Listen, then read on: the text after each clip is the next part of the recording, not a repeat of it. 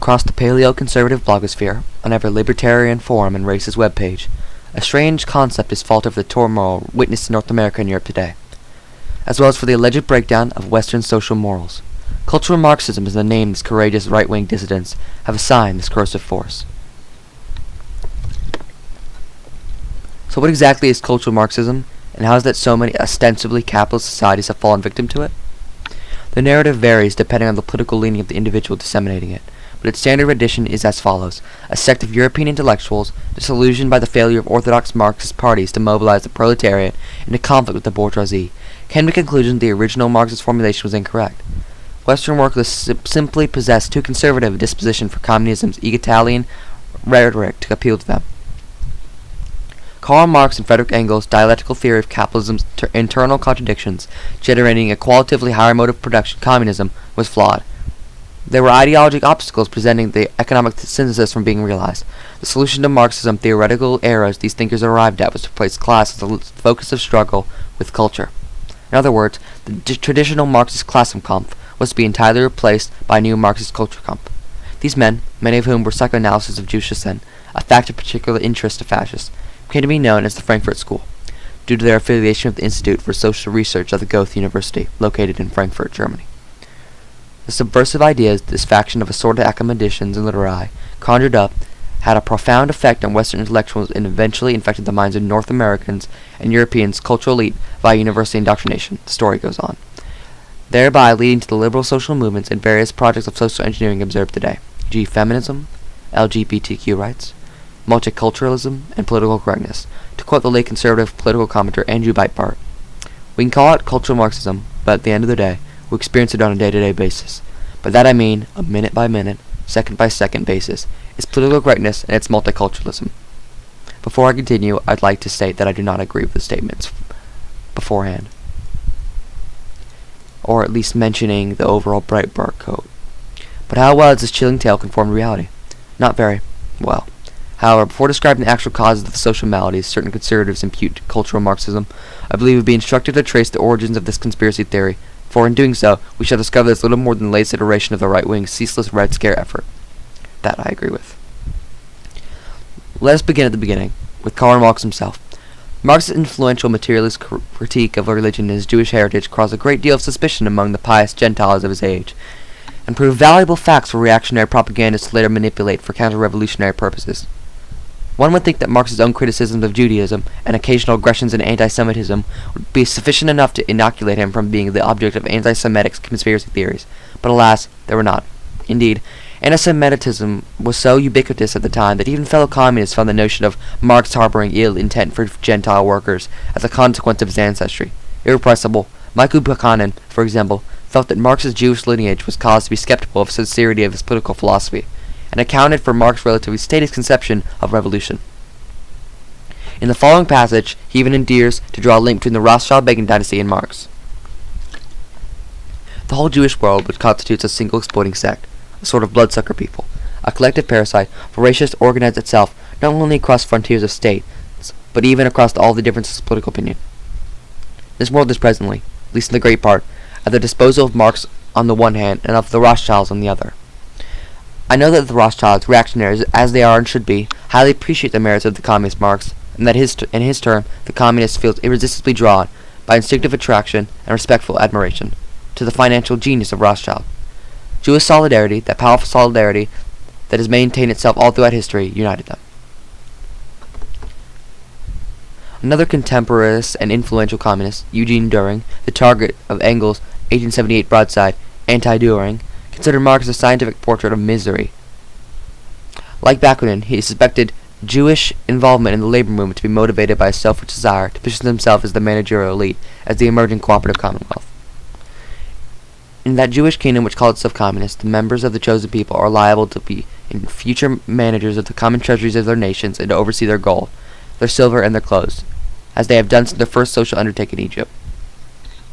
In addition to this theme being perpetrated by anti-Semitic conservatives and fascists this very day, Marx has since been accused of everything from being a Satanist to an agent of Freemasonry, generally ignored by those who adhere to the anti-Semitic views the fact that Marx's closest collaborator, without whom Marxism as a distinct school of thought would never have materialized, Friedrich Engels, was a German Gentile.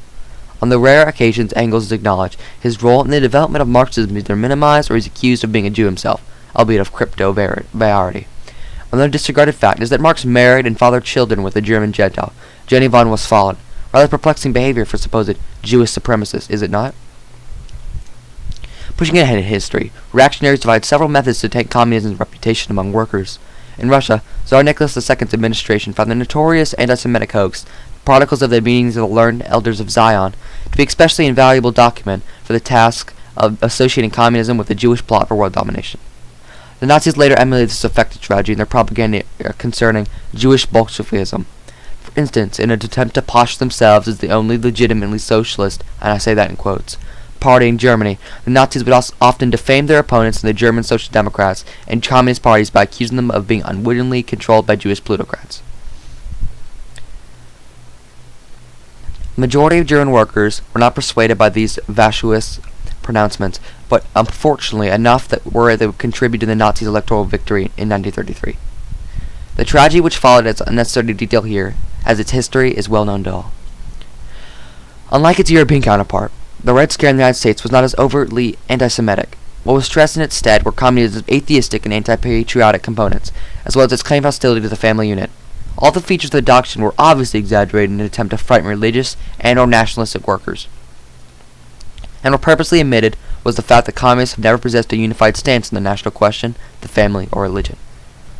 Thus, while communists like Antonio Gramsci opinionated that monogamy would vanish upon the abolition of capitalism, one can just as soon find Marxist theoreticians like James Connolly arguing that communism will, on the contrary, perfect the institution of monogamous marriage. Likewise, while some communists believe that nations were destined to dissolve following the global ascent of socialism, others held that national identity would be reinforced. With respect to religion, the United States has been home to literally hundreds of religious communities which were internally organized more collectively than any Marxist has ever conceived of. What is more, the vast preponderance of pre-Marxist communists were explicitly influenced by the Gospels. As for Marx's own view on the matter, he was undoubtedly an atheist, but nor did he propose that communists eliminate religion by fiat. In fact, his major point of contention with the young Hegelians concerned their idealistic view that mankind could transcend religious faith without first overcoming the material conditions which gave rise to it. To the extent self-identified Marxist parties have attacked religion historically, they acted in defiance of historical materialism that represents the very core of Marxist sociology. By the end of the First World War, the communist movement in the United States has been virtually obliterated. Leading labor organizers and leftist politicians have been imprisoned or deported on charges of sedition and or violating the Espionage Act of 1917. American capitalism was soon to enter a period of prolonged economic crisis, however, which participated in revival and radicalism. And although New Deal legislation succeeded in significantly curtailing communist activities in the country, bourgeoisie were well aware of the dangers this newly class-conscious proletariat posed. Enter Joseph McCarthy in the Second American Red Scare. As always, fear was a strategy. This time, the godless Soviets were rapidly developing their economy and nuclear capacity, and communist revolutions were igniting throughout the Third World. The United States was quickly becoming encircled by its enemies. Secret operatives were subverting our democratic institutions domestically and our lavish standard of living, never honestly communicated as having been achieved as a consequence of the United States becoming the leader manufacturer base following the Second World War, and secured by one of the most violent labor histories in the developing world, was being threatened by these hostile forces. The ensuing blacklist and mindless jingoism was enough to cause immeasurable harm to American socialism. Given what a remarkable success these Red Scares were, one cannot help but wonder why contemporary reactionary ideologues have decided that the cultural Marxist myth is necessary today. I suspect the impetus may be that some of them are concerned about the fading memory of the past Red Scare campaigns, and they are becoming anxious about the growing instability of capitalism itself.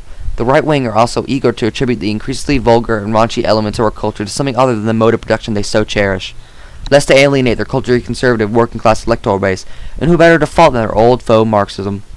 Let us now return to the Frankfurt School.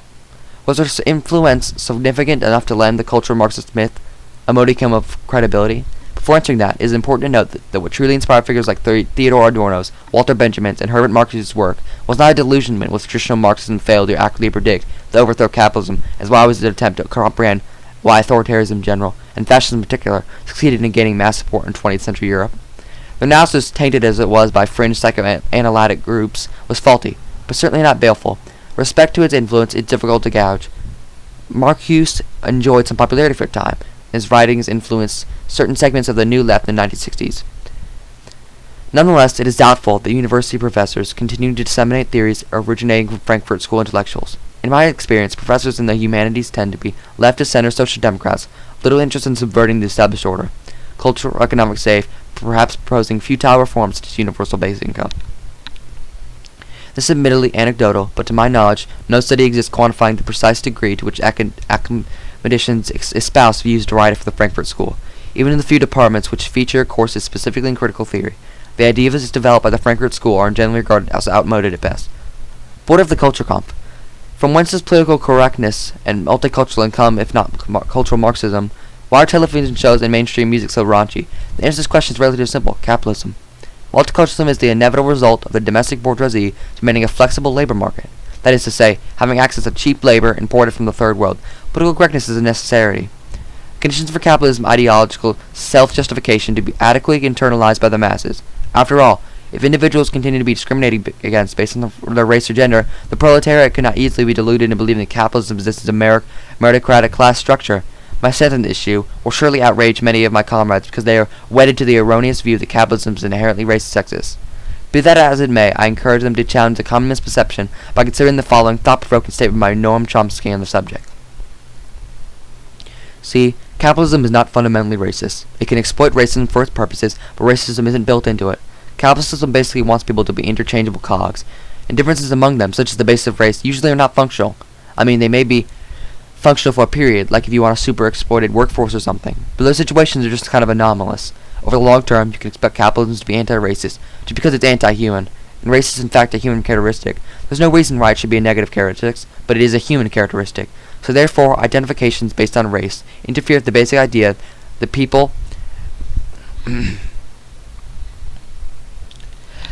will be interchangeable cogs who will purchase all the junk that's produced, and that's their ultimate function. And any other properties they might have had are kind of irrelevant and usually a nuisance. Regarding the abundance of vulgar song lyrics, hypersexualized films and television programs, and YouTube videos of adolescent girls twerking, again, look no further than capitalism. Interestingly, Freudianism does bear some culpability in this development, though definitely not as quasi-Marxian Frankfurt School manifestation. No, instead the source can be traced to Sigmund Freud's nephew, the elitist, so-called father of public relations, Edward Bernays.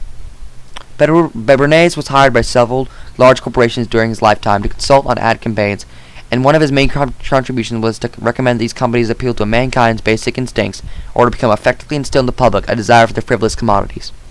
His advice resulted in greater sales, and since then sexual themes have become one of the cornerstones of capitalist marketing effort.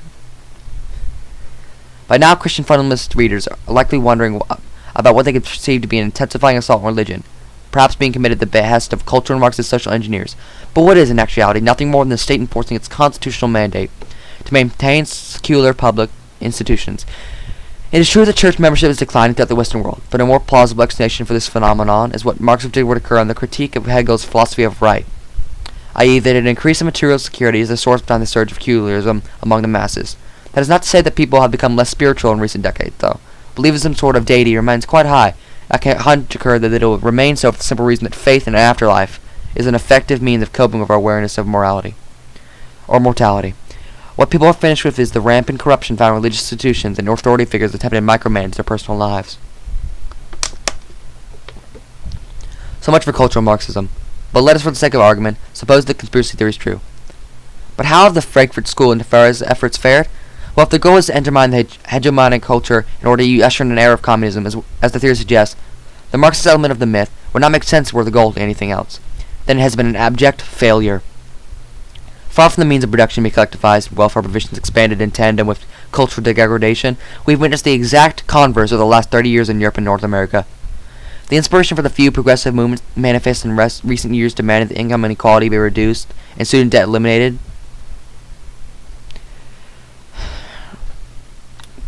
And the attendant austerity measures the state imposed in response. Orthodox Marxist faction, economics was the catalyst. Hence we are forced to either accept the materialist explanation for political correctness, unbridled hedonism, and multiculturalism outlined above, or search for another idealist defender. One choice will inevitably depend on their ability, or lack thereof, to think critically. While it is amusing to ridicule those who adhere to this puerile myth, I implore those on the left to refrain from trivializing the effects that an espousal of the cultural Marxist myth can have one would UFO, another inane yet harmless conspiracy theory. Recall that the Norwegian mass murderer Andrews Behring Breivik believed that by massacring children in the Labour Party youth camp in 2011, he was banning a new generation of cultural Marxists from undermining the values of his beloved fatherland. Numerous fascist organizations and reactionary militias feel that our acts of terrorism are justifiable for similar reasons. It must be emphasized that Marxism is not a doctrine of authoritarian social engineering, but is rather a conceptual framework developed for the purpose of understanding history and political economy, which is additionally committed to realizing an egalitarian society where exploitation and oppression have been eliminated from human social relations in a democratic fashion. Furthermore, we must be clear that when we discuss issues such as what is family life or nationality might be like after capitalism, we are merely speculating on the manner by which behavior might alter as a result of the substructure of society being reformed. Marxists are most decidedly not drawing blueprints for how governments should coercively mold their destiny.